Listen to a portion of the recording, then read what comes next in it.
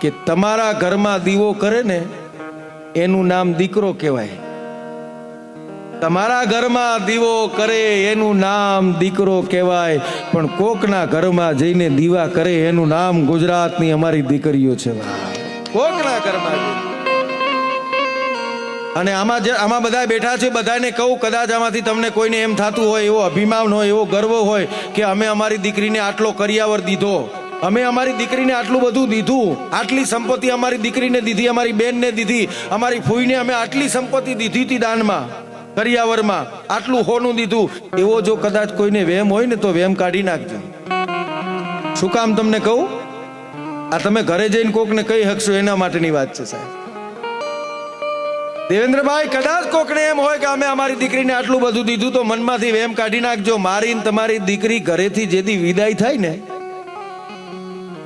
તેથી આપણે ત્યાં એક વિધિ છે, કંકુમાં હાથ પલાળે અને દરવાજાની બાર શાખ ઉપર તું મારે થાપા મારે.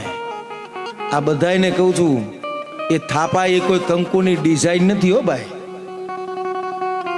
થાપા ઈ છે કોઈ કંકુની ડિઝાઇન નથી. આપણા ભારત દેશના સનાતન ધર્મના દરેક રિવાજો પાછળની બહુ મોટી કહાનીઓ છે.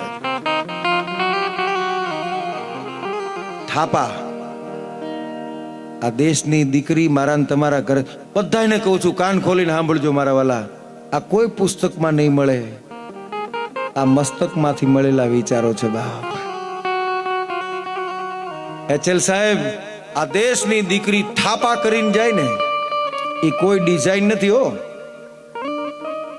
કોઈ રંગરોગાન નથી તમારા 12 હાથ ઉપર. પણ તમને બધાને કહું, તમારે કોકનું ખેતર હોય વેચાતું લેવું હોય ને, તો વેચનાર માણસ છે એક અંગૂઠો મારે ને એટલે એનું ખેતર બીજાના નામે થઈ જાય. બરાબર? તમારું મકાન છે તમારે બીજા કોકને દેવું હોય એટલે એક અંગૂઠો મારે એટલે એનું મકાન બીજા કોકના નામે થઈ જાય.